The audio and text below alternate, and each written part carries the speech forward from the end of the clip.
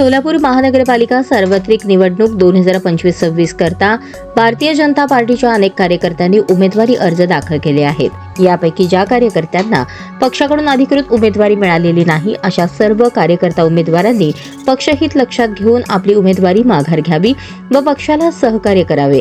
जे कार्यकर्ते आपली उमेदवारी माघार घेऊन पक्षाशी निष्ठा राखतील अशा सर्व कार्यकर्त्यांची पक्षाकडून योग्य दखल घेण्यात येईल.